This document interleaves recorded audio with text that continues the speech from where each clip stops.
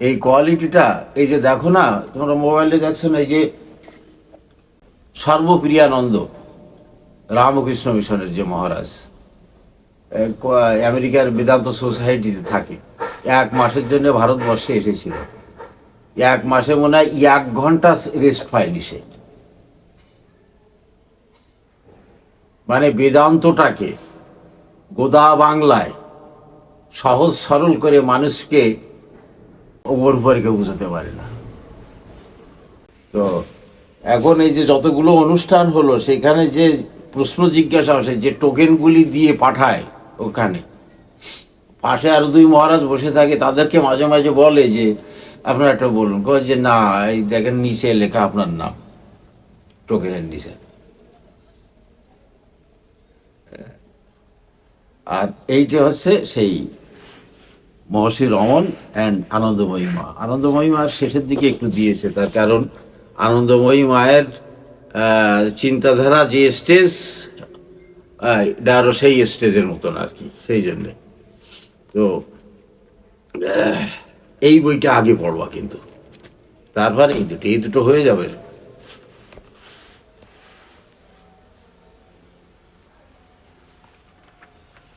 মোটামুটি কিছু পাবা এর ভিতরে।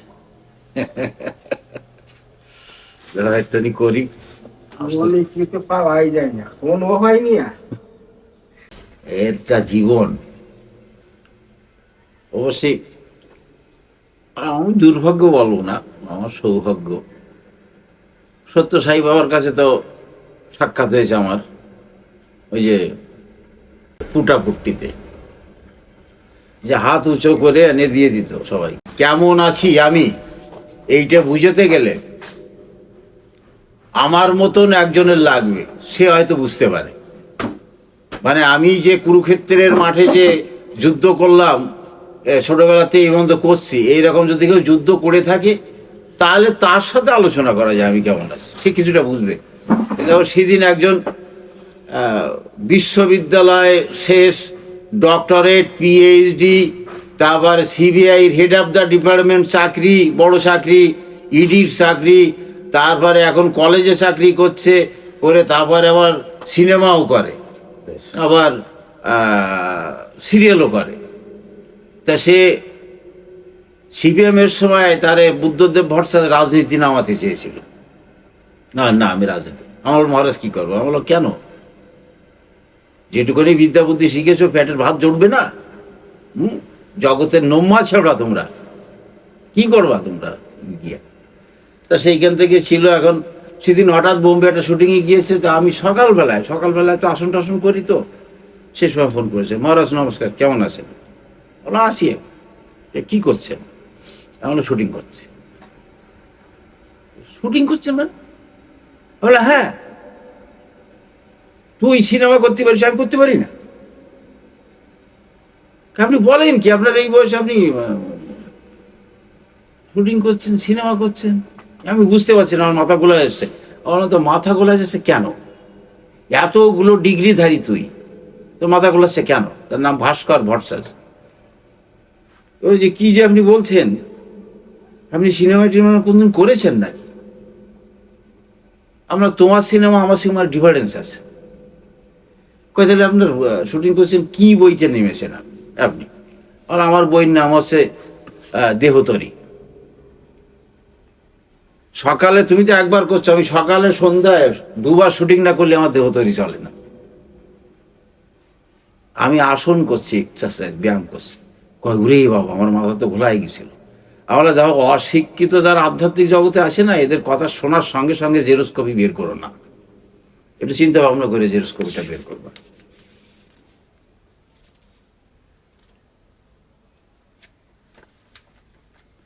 এইখান থেকে একটু শুরু করি।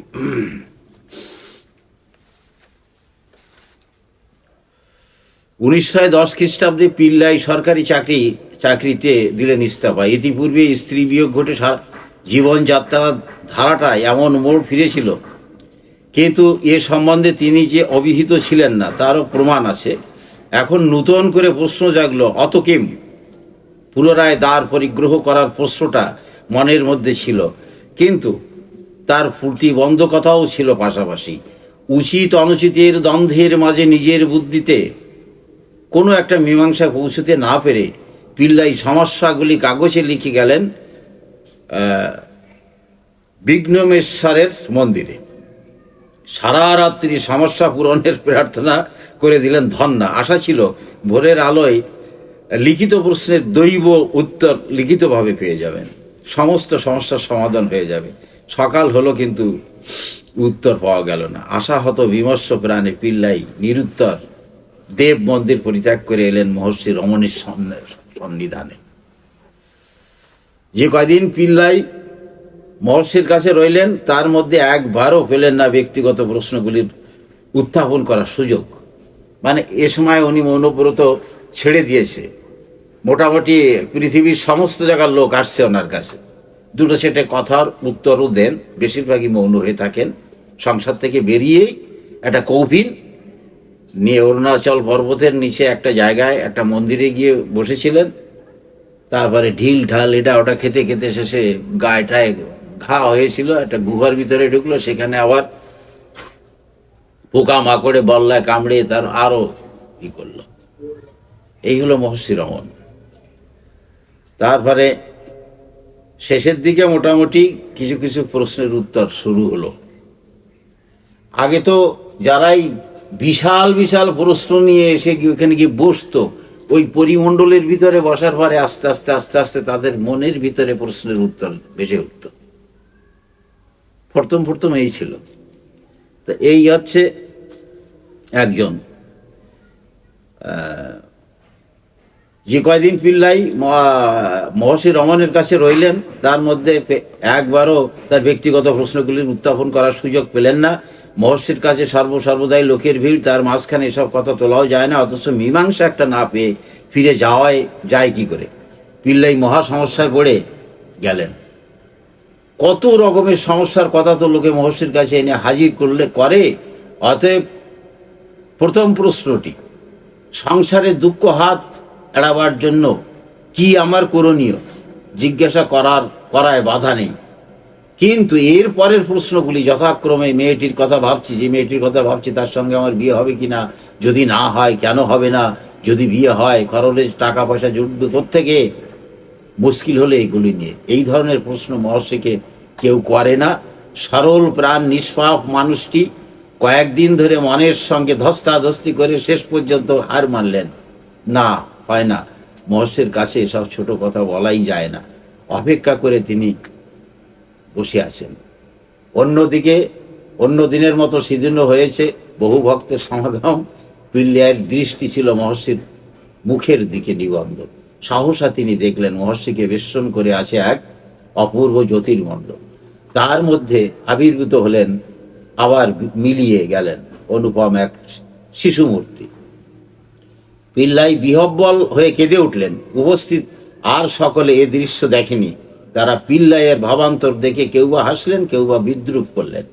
পরের দিনও ঘটল অনুরূপ একটি ঘটনা। সেদিন পিল্লাই দেখলেন বাল সূর্যের মতো অরুণাভ হয়ে উঠল মহর্ষির সারা দেহ। চারিদিকে বহু পূর্ণিমার উদ্ভাসিত জ্যোতির্মণ্ডল। আরও একদিন মহর্ষিকে তিনি প্রত্যক্ষ করলেন স্ফটিকের মতো স্বচ্ছ রূপে। এইগুলি দেখার মধ্য দিয়ে কেমন করে কি ঘটে গেল কে বলবে। পিল্লাইয়ের মনের ধারাটি গেল বদলে। তার মনে হইল দৈবানুগ্রহ তিনি লাভ করেছেন। যেখানে যত সমস্যা ছিল সব একসঙ্গে মিটে গেছে। প্রসঙ্গান্তরে যাবার আগে পিল্লাইয়ের কথা কতকগুলি প্রশ্নের উত্তরের মহর্ষির কয়েকটি উক্তি থেকে মহর্ষির ভাবধারা এবং বিশিষ্ট ভাবভঙ্গির আভাস পাওয়া যাবে। পিল্লাই জিজ্ঞেস করেছেন, আমি কে? মহর্ষি আত্মসত্তা বলছেন। আত্মসত্তা দেহ নয়, পঞ্চেন্দ্রিয় নয়, কর্মেন্দ্রিয় নয়, বিশ্বাস নয়, প্রাণ নয়, মন নয়, এমনকি যে সুষুপ্তির অবস্থায় এই সমস্ত বস্তুর কোনো অস্তিত্বই থাকে না তাও নয়। এটি উত্তর হয়ে গেল। পিলে আবার এবার প্রশ্ন করছেন, এদের কোনোটাই যদি আমি নয় তবে আমি কি? মহর্ষি বলছেন, এদের সবকটিকেই একে একে বাদ দিলে যা অবশিষ্ট থাকে আত্মসত্তা তাই, চৈতন্য সত্তাও তাই। ঠাকুর রামকৃষ্ণ দেব এই কথাটা বলেছিলেন যে তুমি তোমার হাত না, পা না, চোখ না, কান না, এগুলো বাদ দিলে যা থাকে তাই। পেলে আবার বলছেন কেমন এই চৈতন্য সত্তা? বলছেন মহর্ষি বলছেন আমিত্ব চিন্তা নিঃশেষে অবলুপ্তি হলে যে সৎচিত আনন্দময় অবস্থাটি আসে তাকেই বলে মৌন বা চৈতন্য সত্তা। পিল্লাই ব্রহ্মকে উপলব্ধি করা যায় কি করে? মহর্ষি দৃশ্যময় জগতের বিলোপ ঘটলে তবেই উপলব্ধি হয় স্রষ্টার স্বরূপ। পিল্লাই আবার বলছে ইন্দ্রিয়গ্রাহ্য বস্তু জগতে দেখার অবস্থায় ব্রহ্ম উপলব্ধি কি সম্ভব? মহর্ষি বলছে কখনোই না। দ্রষ্টাকে যদি রজ্জুর সঙ্গে তুলনা করি তাহলে দৃশ্যকে তুলনা করতে হয় রজ্জুতে সর্প ভ্রমের সঙ্গে। আরে যতক্ষণ পর্যন্ত এই মিথ্যা সর্বভ্রমটি বিনষ্ট না হয় ততক্ষণ পর্যন্ত রজ্জুর প্রকৃত স্বরূপটি বোঝা যায় না। তারপরে মানে আমি যে ঠাকুরের কাছে যে প্রশ্ন করেছিলাম সেই প্রশ্ন ছিল পল ব্ল্যান্টনের মনে এরকম ধরনের প্রশ্ন ছিল। তা যে উত্তরটা দিয়েছিলেন উনি, ঠাকুরও আমার সেই উত্তরটা দিয়েছিলেন। সেই জন্য এই বইটা আমার কাছে এত মর্মস্পর্শী হয়েছে আর কি। তার কারণ আমার ঠাকুরের কথা গত বছর দেখো এখান থেকে যাওয়ার পরে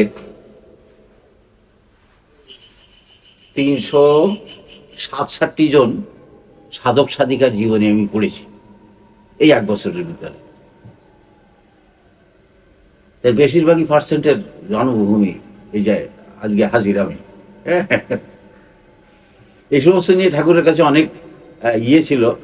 সেদিন খুব রাগারাগি করেছিলাম। রাগারাগি করার পরে ভাইদা এবং বিপদদা, আগে যে আমাদের ফার্স্ট প্রেসিডেন্ট অ্যান্ড দ্বিতীয় প্রেসিডেন্ট, যেটা কোনোদিন আমার পরে চোখু রাঙায়নি, সেই দিন মহারাজ আমার এসে হাত ধরছে, এই তুমি এরকম জোরে জোরে ঠাকুর কি বলছো? হ্যাঁ আস্তে আস্তে বলতে পারো না বাবার এরকম।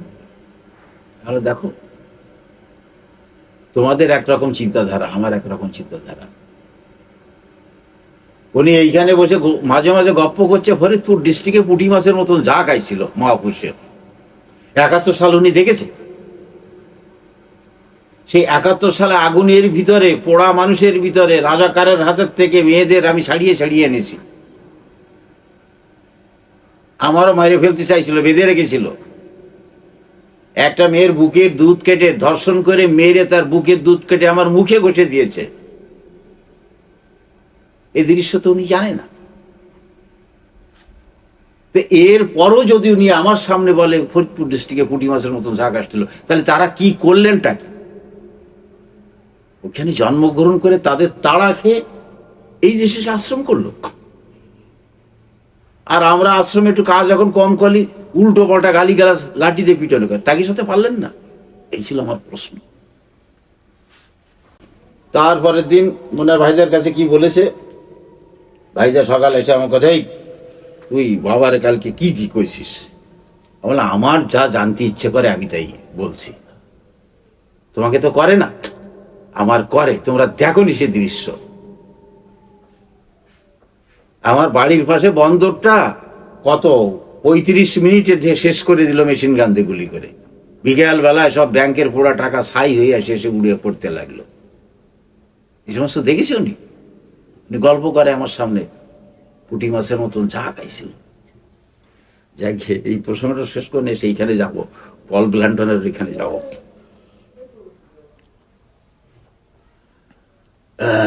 কতদূর গিয়েছিলাম? যে দৃশ্য জগৎ কখন লোপ পায়। মহর্ষি বললেন যাবতীয় চিন্তার উৎস যে মন, সে তার সর্ববিধ বিকার নিয়ে যখন বিনষ্ট হয় তখনই ঘটে দৃশ্য জগতের বিলোপ। পিল্লাই বলছে মন বস্তুটি কি? মহর্ষি বলছেন সমস্ত চিন্তার সমষ্টি নিয়ে মন। মন এক ধরনের শক্তিরই বিকাশ। দৃশ্য জগৎ রূপে মনই হয় প্রতিভাত।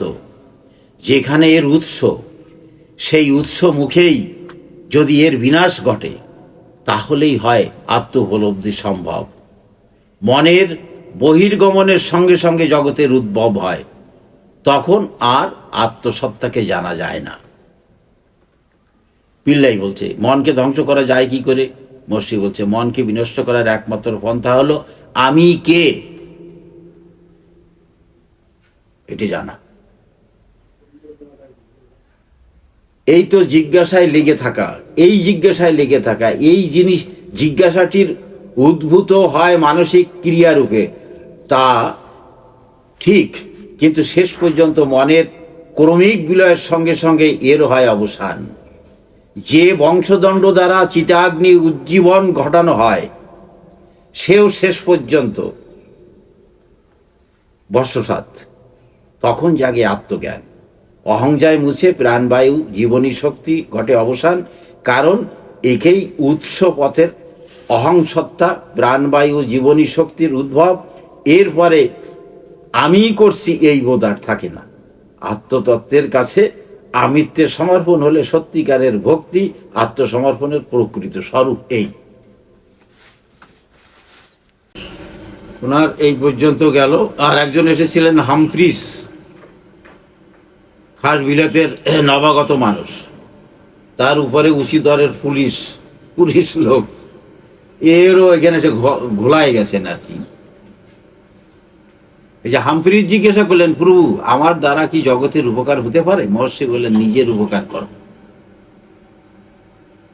নিজের উপকার করো। জগতের মধ্যে তুমি, তোমার মধ্যেই জগৎ। বিশ্বের স্রষ্টা যিনি, জগতের উপকারের দায়িত্ব তার, তোমার নয়। হামফ্রিস লিখেছেন, দৃশ্য জগৎ বহু বিচিত্র, বিস্ময়কর, এক অদ্বিতীয় এবং পরমতম বিস্ময়ের যে বস্তুটি আমরা ধারণা করতে পারি না, সেটি হলো সেই অমিত শক্তি, যার জন্য সম্ভব হয়েছে সমগ্র দৃশ্য জগৎ এবং তাকে প্রত্যক্ষ করার কাজটি। জীবন মৃত্যু দৃশ্য জগতের নিয়ত পরিবর্তনশীল ঘটনাবলীর উপরে দৃষ্টি রেখো না, দেখো, বা প্রত্যক্ষ করার ক্রিয়াটির কথাও ভেবো না। কে দেখছে, কার জন্য সমস্ত কিছু সম্ভব হচ্ছে, সেইটি হয়ে উঠুক তোমার চিন্তার বিষয়। এই দ্রষ্টার প্রতি তোমার দৃষ্টি যেন স্থির হয়ে থাকে। এই দুইজনের কথা শুনলাম একটু, আর এইবার ব্লান্টনের এখানে যাচ্ছি।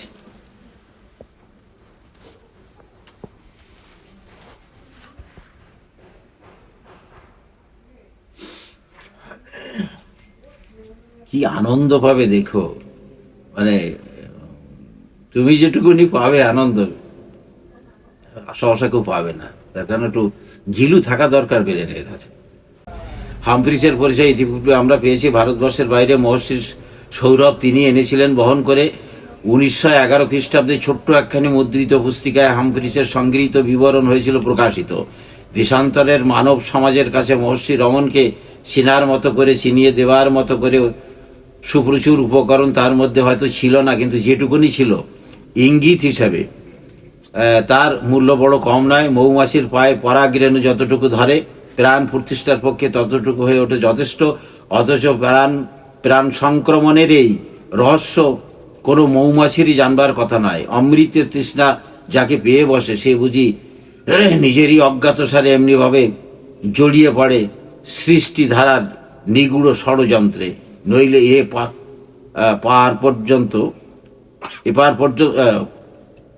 পরম্পরা পর্যন্ত বা ঘটে কোন হিসাবে? হামফ্রিসের বান্ধবী, যার পরিচয় কিছু নেই, জানা যায় না তিনি যে কিসের প্রেরণায় উদ্বুদ্ধ হয়ে মহর্ষির পরিচয়টি সাবার অক্ষরে লোক সমাজে প্রসার করলেন, এ এক রহস্য। অকিঞ্চিত করে ইঙ্গিতটুকুকে অবলম্বন করে ক্লান্ত রজনীর বহু পথহারা পর্যটক অরুণাচলের আলোক তীর্থে এসে আত্মস্বরূপের নির্ভয় লোক পেয়েছেন আশ্রয়। 1931 খ্রিস্টাব্দে প্রকাশিত হল রমন আশ্রমের উদ্যোগে মহর্ষির প্রথম জীবন কাহিনী। নরসিংহ স্বামী রচিত এই জীবনীটি আয়তনে অল্প হলেও বিশেষ গুরুত্বপূর্ণ, কারণ এই প্রথম লোক সমক্ষে প্রচারিত হলো। এটা 1931 সালে। হওয়ার সঙ্গে সঙ্গে সমালোচনার জন্য পল ব্লান্টনের হাতে। সাংবাদিক, সাহিত্যিক, সমালোচক হিসাবে পল ব্লান্টনের খ্যাতি ছিল। মনস্তত্ত্ব, জাদুবিদ্যা, প্রেততত্ত্ব ইত্যাদি নানা রকমের ব্যাপার তার অনুসন্ধিৎসা ছিল প্রবল। পর্যটক হিসেবে খুব নগণ্য ছিলেন না তিনি। আধ্যাত্মিক ভারতবর্ষকে তন্ন তন্ন করে খুঁজে দেখবার অভিপ্রায় ইতিপূর্বে তিনি এদেশে একবার এসেছিলেন। মহর্ষির সাক্ষাৎকারের স্মৃতি ছিল মনের মধ্যে উজ্জ্বল হয়ে, তাই গ্রন্থ সমালোচনা সূত্রে উচ্ছ্বসিত ভাষায় মহর্ষির প্রসঙ্গে তিনি লিখলেন, প্রাচ্য পাশ্চাত্যে যদি কোনো কেউ নির্বাণের শীর্ষে আরোহণ করে থাকেন, নিজের অভিজ্ঞতায় সন্দিগ্ধতায় থেকে আমি জোর গলায় বলতে পারি যে মহর্ষি রমণ তাদের অন্যতম।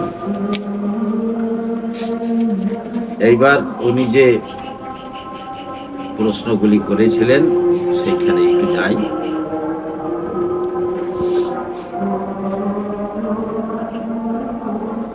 আমার ঠাকুর সম্পর্কে বুঝলেন, কারো কিছু লিখার কোনো কিছু দরকার নাই। ঠাকুর সম্পর্কে জানতে গেলে এই বই পড়লেই জানা যাবে। যত মহাপুরুষের, যত উচ্চাঙ্গ পুরুষের জীবনী গ্রন্থ রচনা হয়েছে, সব গ্রন্থের ভিতরে ঠাকুরের কথা আছে। ঠাকুরের নাম দিয়ে আর কোনো কিছু প্রচারের দরকার নেই। সেই জন্য মহারাজ এই ছোট্টটু লিখেছিল, কয় বই সব। আর এই পর্যন্ত যে যা লিখেছে না, আমি প্রচার হয়েছে, লেখক পরিচিতিটাই, মানে বস্তুর থেকে যিনি করেছেন তারটাই প্রচার বেশি। ও খাবে কি? পল ব্লান্ডারের মনে বহু প্রশ্ন ছিল জমা হয়ে, এই সুযোগ তিনি ছাড়তে পারলেন না। জিজ্ঞাসা করলেন, দারুণ দুঃসময়ের সন্ধিক্ষণের মধ্যে রয়েছেন বর্তমান সভ্য জগৎ, জগতের ভবিষ্যৎ কি তারই ইঙ্গিত চাই। মহর্ষি বললেন, ভবিষ্যৎ নিয়ে মাথা ঘামাবার প্রয়োজন কি তোমার? বর্তমানই বা কতটুকু জানো? ভবিষ্যতের ভার ছেড়ে দাও ভবিষ্যতের হাতে, বর্তমানই তো যথেষ্ট। পল ব্লান্টন এতেই ক্ষান্ত হবার পাত্র নন। সভ্য যুগের জীবন সংগ্রামের স্বরূপটি অরণ্য আশ্রমের অধিবাসী ভালো করে জানে না বলেই তারা না হয় নিশ্চিত হয়ে আছেন, কিন্তু পল ব্লান্টন, যিনি এই হিংস্র বর্বরতাকে সভ্যতার সংকটময় রণক্ষেত্রে সহযোগকে দেখেছেন, আমি যেটা দেখেছিলাম, বর্তমানকে নিয়ে তিনি সন্তুষ্ট থাকবেন কি করে? এই যন্ত্রণাই তো আমি ঠাকুরকে বিরক্ত করেছিলাম। আবার জিজ্ঞাসা করলেন, আপনার কি মনে হয় পৃথিবীতে এবার শুভ মৈত্রীভাবে বিস্তার না উত্তর যুদ্ধ বিশৃঙ্খলাই চলবে বেড়ে? প্রশ্নটি মহাশয়ের প্রীতিকর হলো না। তিনি বললেন, একজন আছেন যিনি বিশ্বের নিয়ন্তা, তিনি আসেন তার সৃষ্টির ভার বহন করার জন্য।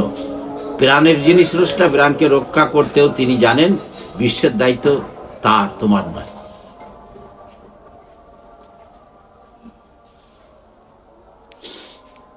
তারপরে যেটা প্রশ্ন জিজ্ঞাসা চলেছে সেইখানে একটু যাই। পল ব্লান্টন কৌতূহলী হয়ে প্রশ্ন করলেন, এর আগেরটুকুনি না বললে হবে না। প্রথম দিনের পরিচয় শুরু এবং শেষ এইখানে। এরপরে যে কদিন পল ব্লান্টন রমণ আশ্রমে রইলেন, দিনে দিনে রূপান্তরিত হতে লাগলো তার মহর্ষির সম্বন্ধীয় মনোভাব। মনে হতে লাগলো যেন এই মানুষটি জনতাকে অতিক্রম করে এক দুর্নিরক্ষ লোকে নিজত্বের মধ্যে করছে স্থিতি লাভ। সাধারণ মানুষের সুখ দুঃখের সঙ্গে তার কোনো যোগাযোগ বা মিল নেই। নির্জন গিরিশিখরের সঙ্গে, সমগ্র বিশ্ব প্রকৃতির সঙ্গে, বন প্রান্তর অরণ্যের সঙ্গে যেন তার ঘনিষ্ঠতা, আত্মীয়তা, অনন্ত শূন্যতার আকাশের সঙ্গে যোগাযোগ। সমস্ত বন্ধনের ঊর্ধ্বে যাবতীয় ক্ষুদ্রতায়, তুচ্ছময়তায়, জাগতিক সম্বন্ধের পরপারে এমন একটি দুরারহ দুর্লভ স্থিতি লাভ করেছেন যে সবাইকার মাঝে থেকেও তিনি হয়ে উঠেছেন অনন্য চিরদিনের একা। দৈনন্দিন পরিচয়ের ফলে পল ব্লান্টনের মনে মহর্ষির প্রথম দিনের আত্মতত্ত্ব সহজবোধ্য হয়ে উঠেছিল, এ কথা আমরা অনুমান করে নিতে পারি। কিন্তু অজ্ঞতার দ্বিধা তো সহজে যায় না। যোগীরা যে যোগের কথা বলেন, সে সংসারের মধ্যে থেকে সম্ভব? তাই যদি হবে, তবে তারা বনে জঙ্গলে পাহাড়ে পর্বতে গিয়ে তপস্যার আয়োজন করবে কেন? অথচ মহর্ষি এই ধরনের তপস্যার কথা বলেন না, বলেন আত্মজিজ্ঞাসার কথা, আত্মবিশ্লেষণের কথা। সংসারে বাস করে, বিশেষত পাশ্চাত্য জীবনযাত্রার গতিমুখর কর্মস্রোতে এই ধরনের আত্মজিজ্ঞাসার সম্ভাবনা কোথায়? অথচ মহর্ষির দৃষ্টিতে এই আত্মজিজ্ঞাসার ধারাটি কর্মজীবনকে বাদ দিয়ে নয়। আধ্যাত্ম ধ্যান যদি ঠিক মতন হয়, তার ফলে কর্মের নিগুড় কৌশলটি শেষ পর্যন্ত আয়ত্তে আসে। একটি সুরেই বেজে ওঠে দুটি ভিন্ন ধারায়, বাহির ও ভিতরে মিলে যায় সেই সুরে। পল ব্লান্টন কৌতূহলী হয়ে প্রশ্ন করলেন, তাই যদি হয় তাহলে কর্মের রূপটি শেষ পর্যন্ত কেমন হয়ে ওঠে? মহর্ষি উত্তর দেন, এইভাবে চলতে চলতে মানুষের প্রতি, বস্তু জগতের প্রতি তোমার দৃষ্টিভঙ্গি যাবে ধীরে ধীরে বদলে, কর্মগুলি ধ্যান ধর্মী হয়ে উঠবে। পূর্ব প্রসঙ্গের যে টেনে পল ব্ল্যান্টন বললেন, কিন্তু যোগীরা তো তা বলেন না। কর্মকে বা যদি বাদ দিয়ে ত্যাগের পথে তাদের তপস্যার জয়যাত্রা। মহর্ষি বলেন, ব্যক্তিগত স্বার্থের সম্বন্ধে যারা সংসার থেকে মুখ ফিরিয়ে মিথ্যা সত্তার মোহকে দিতে হয় বিসর্জন, একেই বলে সত্যিকারের সন্ন্যাস। এই পর্যন্ত কারো মুখ দিয়ে শুনতে পেরেছ এই সন্ন্যাসের এই ব্যাখ্যাটা? চমকে উঠলেন পল ব্ল্যান্টন। তবে কি সত্যি সাংসারিক কর্মে লিপ্ত থেকেও নিঃস্বার্থ হওয়া যায়? দ্বিধা পীড়িত কণ্ঠে আবার জিজ্ঞেস করলেন, যদি কর্মের মধ্যেও সন্ন্যাসের স্থান থাকে তবে যোগীরাই বা কেন সে পথটি গ্রহণ করে না? উত্তর পেলেন, যোগীদের পদ্ধতি ভিন্ন। মনটাকে তাড়না করে তারা কেন্দ্রের অভিমুখে পরিচালিত করেন, আর এই পথে মন স্বচ্ছ সুখের আকর্ষিত হয়ে নিজের স্থানটি বেছে নেন। মহর্ষি বললেন, ওই যে নিজেকে নিজে প্রশ্ন করার কথা বললাম, কে আমি, এই অনুসন্ধানে লেগে থাকলে ধীরে ধীরে আবিষ্কৃত হবে মানাতীত পটভূমিকা। এই দিকটা যতই পরিপুষ্ট হয়ে উঠবে ততই অনন্য যাবতীয় সমস্যার ঘটবে সমাধান।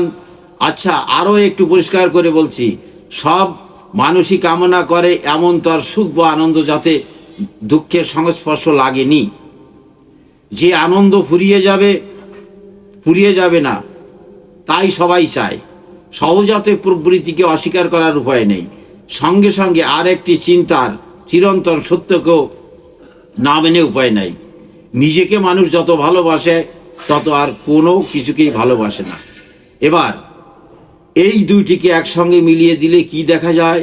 দেখা যায় যে প্রত্যেকটি মানুষই আনন্দ লাভের উদ্দেশ্যে কোনো না পন্থা অনুসরণ করে চলেছে। কেউ নিচ্ছে ধর্মের আশ্রয়, কেউ বা খাচ্ছে মদ, কিন্তু পন্থা যাই হোক, উদ্দেশ্য সে আনন্দ ছাড়ার কিছুই নয়। এর থেকেই প্রমাণ হয় যে আনন্দ হলো মানুষের সত্যিকারের স্বভাব। মানুষের প্রকৃত সত্তার স্বরূপটি হলো আনন্দ। আনন্দের অনুসন্ধানের সঙ্গে ওতপ্রোত হয়ে আছে আত্ম অনুসন্ধান, কারণ আনন্দ চাওয়া মানেই হলো আত্মবস্তুকে চাওয়া। আত্মবস্তু অমর, একে লাভ করলে তবেই মানুষ সেই আনন্দকে লাভ করে যার কোনো শেষ নেই। এত কাড়ি কাড়ি কাড়ি কাড়ি মহাপুরুষরা, মুনি ঋষিরা আমাদের জন্য অমৃতর ভাণ্ডার রেখে গেল জগতে, আর আমরা সেই যে গরল খাইয়া, নোংরা খাইয়া দাবাদাবি করে বেড়াচ্ছি। ওই যে দাদু ঘোষের জন্মস্থান কোথায়? বিশ্বপ্রসন্ন পণ্ডিতের খাগাইল না আর একটা কি নাম আছে এখানে?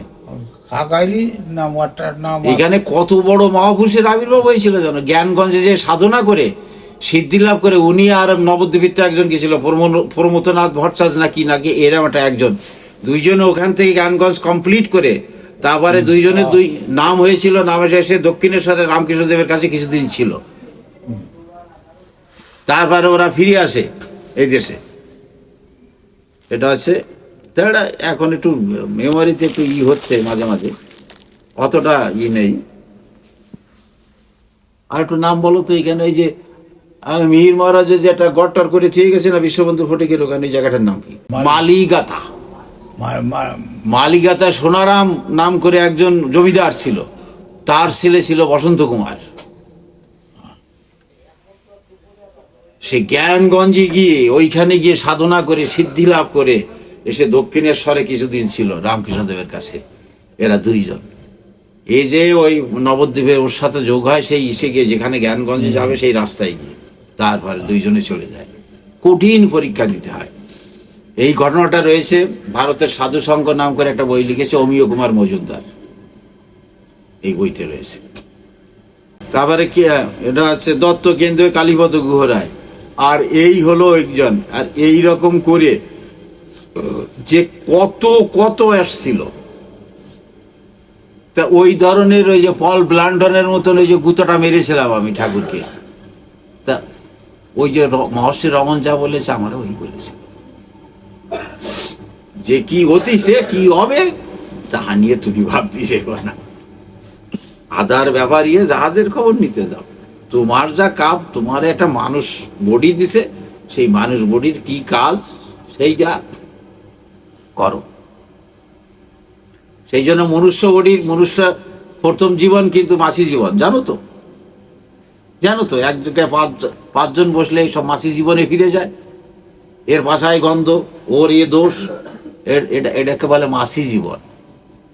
তা আমি আর এখন ওর ভিতরে নেই, আমাকে টেনে বের করেছে মাসি জীবনের থেকে ঠাকুর। ওই জীবনে আর ফেরবো না। একটা মানুষ বডিকে মাসির ভিতরে ঢুকবো কেন? এই যে সমালোচনা, পরনিন্দা, পরচর্চা, এগুলো হলো মাসি জীবন। মাসি দেওয়া না ঘুতে বসতেছে, আবার অমৃতে বসে।